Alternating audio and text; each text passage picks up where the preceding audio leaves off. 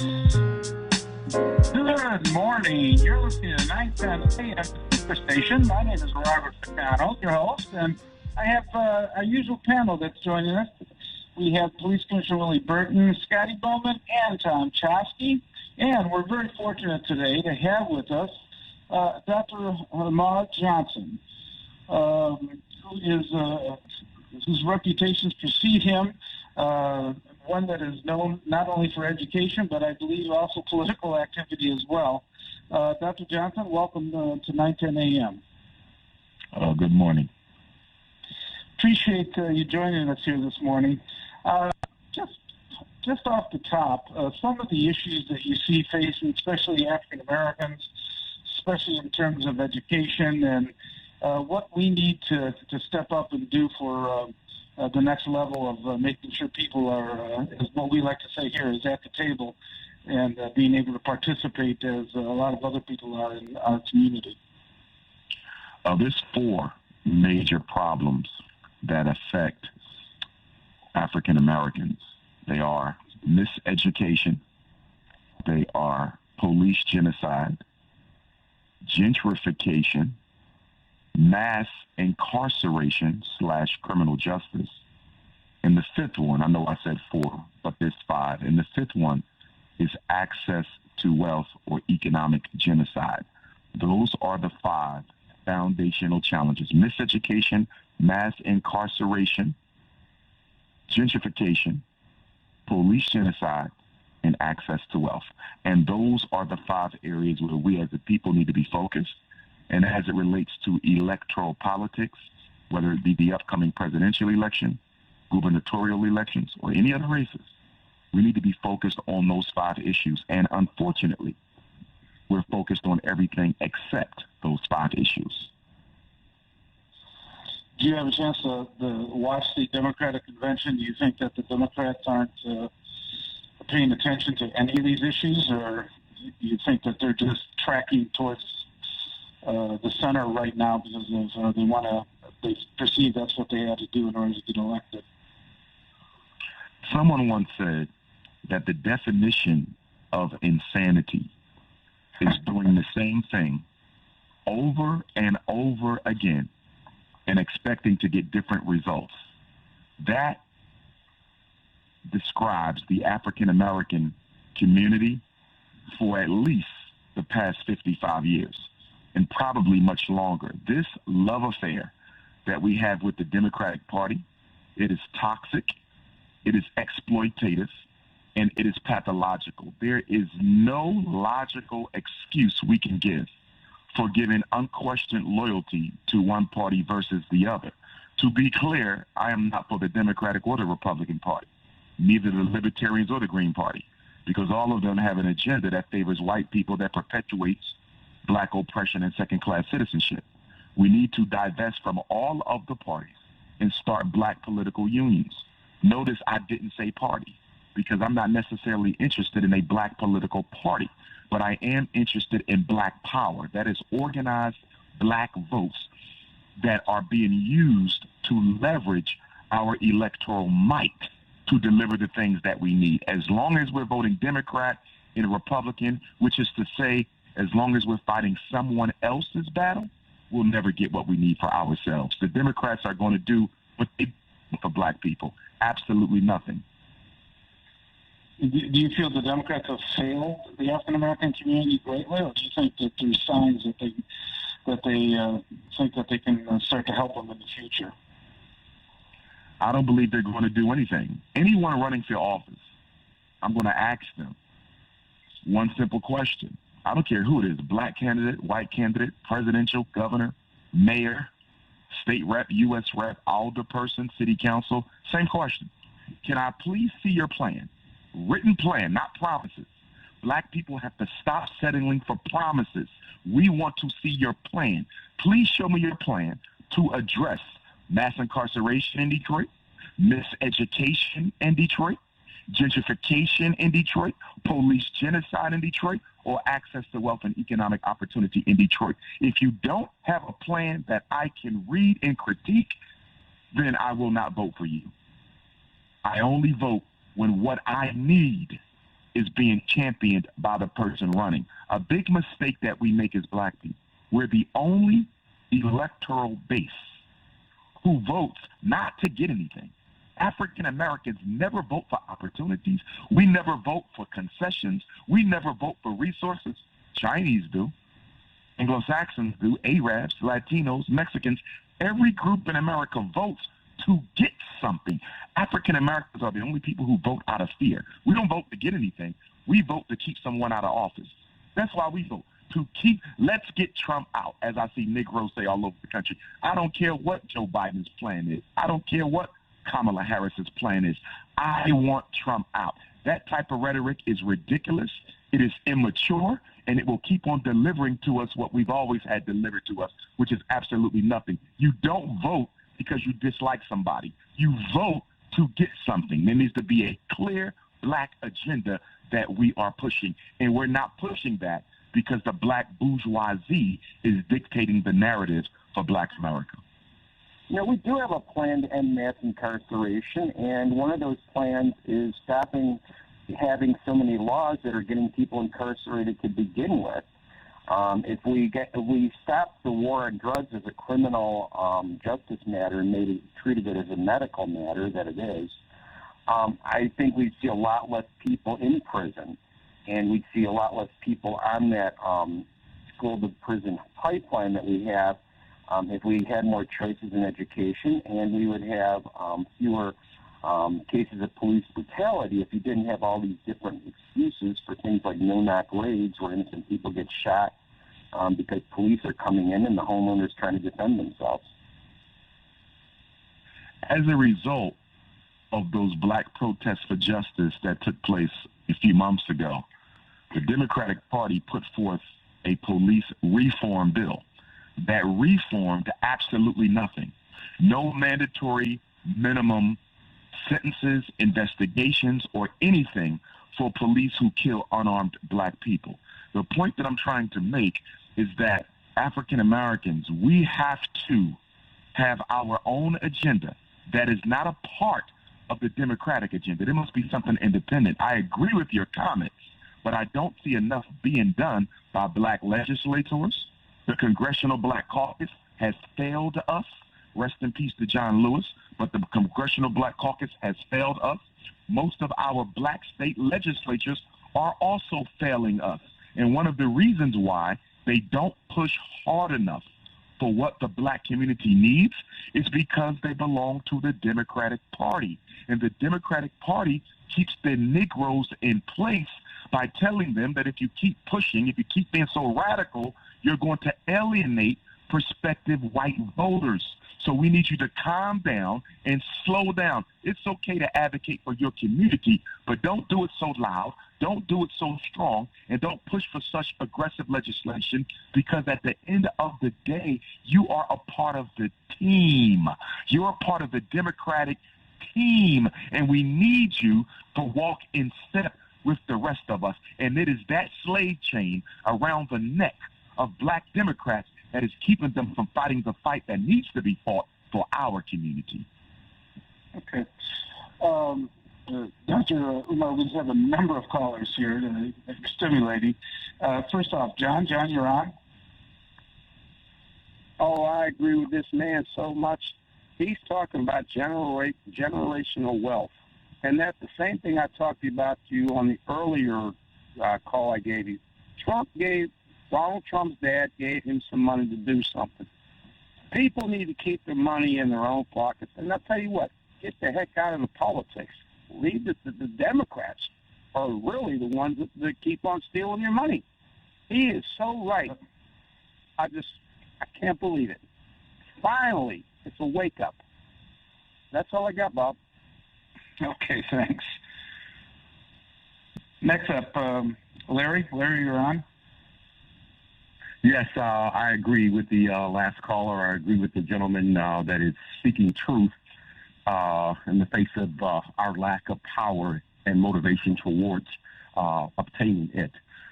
The other thing that I would like to add to the conversation that the gentleman, he said five issues, which all of those five were definitely issues that we need to be addressing. And I think that we've overlooked a lot of that. The other issue I like to add, with number 6, is the health disparities that exist among black people, and how people in power in places of positions like doctors and other healthcare professionals, how they lack that particular knowledge and understanding to address the issues of health disparities in our community. Thank you, sir. I am so glad that you're bringing these points up, sir, and I'm hoping that you continue and that your voice is activated until the point where we listen to what's being said to us. Thank you, sir. Thank you for that comment. Thank you for that comment. And another point that I wanted to make, the African-American community also has to take a lot of responsibility for what is happening to us as a people. Because although there are things we need to fight for within the democratic system, at the same time, there's a lot we can do on our own that does not require elections. We are a $2 trillion economy. African Americans are the richest group of black people in the world. There is no other economy of African people whose take-home pay equals $2 trillion US. But what do we do with that $2 trillion? We spend $20 billion a year on weaves, perms, and beauty products. What do we do with that $2 trillion? We spend $2 billion a year on Nike and Air Jordan. We spend $1 billion a year on McDonald's and fast food. We spend $4 billion a year on liquor and alcohol. My point is, we have enough disposable income where we could start transforming our community and our reality.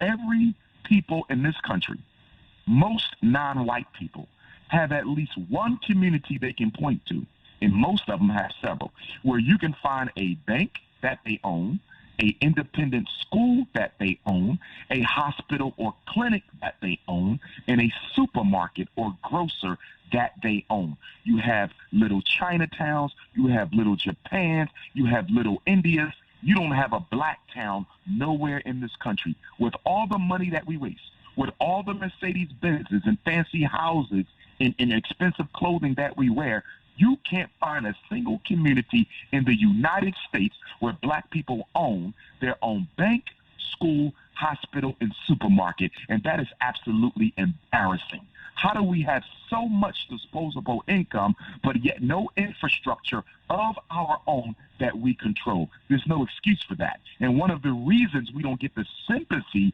that we want from other people is because it's hard to feel sorry for a people who have the economic wherewithal to change their situation, but instead of doing so, they continue to spend their money on useless junk and useless frivolity, and then beg the white man and the U.S. government to fix problems they could have fixed themselves. You know, Detroit is facing a number of these issues that we're talking about, anywhere from gentrification, the economics, the disparities that we see. And obviously COVID helped expose some of the disparities that we see, the way the African-American community is treated versus the healthcare versus some of the others. But right now, with what you see with President Trump and what you see with former Vice President Biden, do you think it's worthwhile trying to get Trump out at this point? Say that again. Do I think it's worthwhile to try to? I mean, right now, the only alternative, I mean, from a presidential standpoint, is to have President Trump really out of office. I mean, I hate to say it's the lesser of the evils, but isn't he the worst of the evils? What you're facing here for the African American community? We've been hearing that we need to vote for the lesser of the two evils since the 1965 Voting Rights Act, and it's a narrative that I think is very dangerous, because it distracts us from focusing on the platforms and the principles and the policies that are being pushed, instead of a thorough intellectual analysis and critique of what both candidates are attempting to do in office. we get sidetracked with emotionalism and not liking a particular personality. See, Barack Hussein Obama did nothing specifically for black people. He did a lot specifically for homosexuals. They got 3 laws in the Supreme Court justice. He did a lot for immigrants. They got 2 laws. He did a lot for women. They got at least 1 law. He did something for every minority group except the one he belonged to. And part of that is because we wanted to keep Senator McCain out of office. We have to stop this reactionary approach to politics, and it needs to become pro-actionary. Here's the question. What is different in their agenda for black people between Vice President Biden, who has a thorough history of being a racist and being against policies that favor African Americans, and Donald Trump, who also has a history of being a racist and favoring policies that are detrimental to African Americans? When it comes to the black agenda, they are identical. They're twins. They are twins. Biden and Trump are political twins when it comes to the black agenda, you see. So I'm not suggesting that black people not vote, because voting isn't going to change anything for us. It's not going to help us or hurt us one way or the other. So my personal position is, if you're going to do something that does not hurt black people, by all means, you can do it as much as you want. It may not benefit us, but as long as it's not hurting us, I'm not against it. We don't choose presidents anyway. Electoral colleges do. Popular votes do not choose presidents. And you had 2 elections in your lifetime where the people chose one person and the Electoral College chose someone else. Donald Trump is one of those elections. Hillary Clinton had more popular votes across the United States than Trump did. But because of the Electoral College and the distribution of electoral votes, Trump got the White House. You saw the same thing with George Bush and Al Gore. Al Gore won the popular election, even if you throw out those Florida votes. I'm not even counting those. He still won the popular election, but George Bush won the White House because of the Electoral College. You don't have that type of disparity when you vote for the governor. You don't have that type of disparity when you vote for the mayor, state reps, U.S. reps. Those are all direct elections chosen by the people. We have more say-so because politics are local. The presidential election is nothing more than an exercise in propaganda to make people think America is a democracy, which it is not. The word democracy is not in the U.S. Constitution. It's not in the preamble, okay? It's not in the Bill of Rights. It's not in any of the 50 state constitutions, because this is not a democracy. This is a slaveocracy, the rule of black people by white people. And no matter who you vote, no matter who gets elected, it will always be the rule of black people by white people. What we need to do is start leveraging our economic power and our financial power in order to transform things for ourselves. I think one big thing we could do, at least in Michigan, is go from the winner-take-all approach to proportional representation on the Electoral College, so that because the only reason we have these lopsided outcomes where you have the Electoral College pick one person and the popular vote pick someone else is because we don't have proportional representation. The states have chosen to do this winner-take-all system that disenfranchises roughly half their voters. I agree with you, but I also think that those slave-owning, white supremacist, racist founding fathers of the United States of America intended it to be that way, okay? They did not escape Europe because they was looking to give people equality. They was escaping Europe so that they could create an unfair system where those with property and power would never have their property and power threatened. So it was deliberately designed to do that. That's why America is the republic versus a democracy. But let me also say this. I think African Americans come to the political table too late in the electoral process, meaning that we show up to vote. We show up to vote. And we think that voting is the most important thing you can do in a presidential or any other race. That's not true. The most important thing you can do in the electoral system is to finance the candidates. See, most of the power brokers are at the table when people are deciding if they're going to run or not. They want to know who's running as soon as the decision is made so they can stuff their pockets with campaign contributions to guarantee that what they need done will in fact be done. African Americans don't do that. And the reason we don't do that is because we are not financially organized.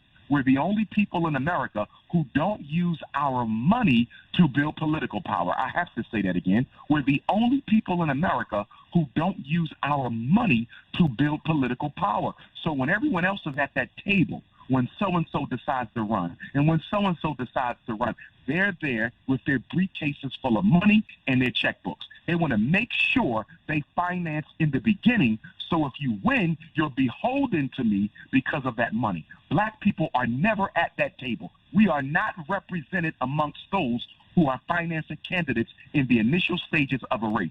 We simply come at the end game to vote. If you're showing up to meet your mayor the day after he won the election, you're too late. If you're showing up to meet your governor or your president or your U.S. representative the day after they've been elected, you're too late. You were supposed to be there with checkbook in hand the day they declared their intention to run for office.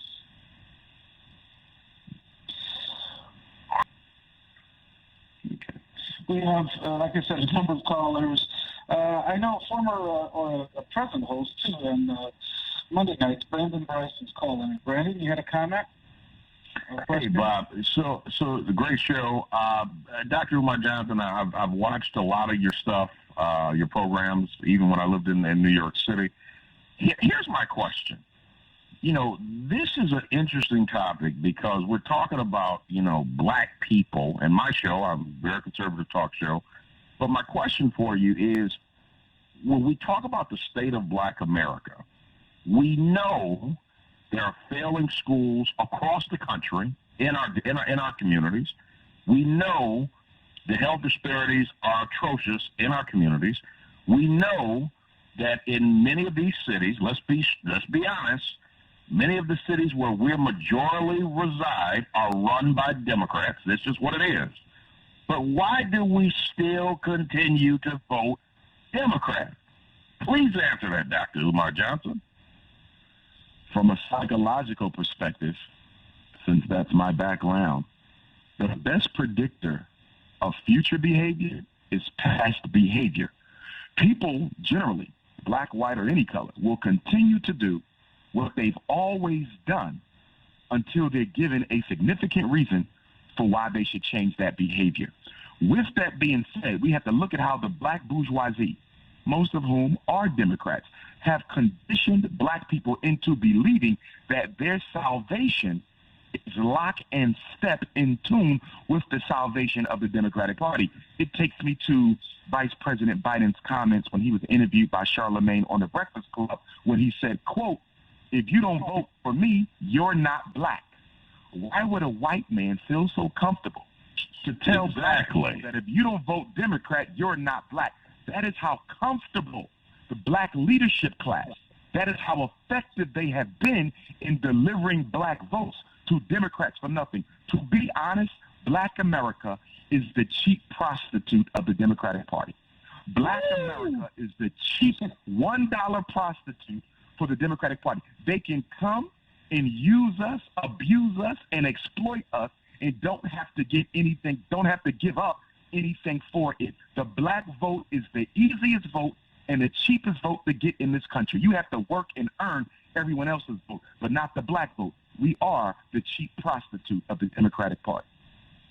You know, real quick, Bob. You know, Dr. Umar Johnson, I'm glad you said that because I made that comment about 2 months ago, and I said it's interesting that Joe Biden would have never said that to the Jewish or the LGBT community because they have a power structure behind them.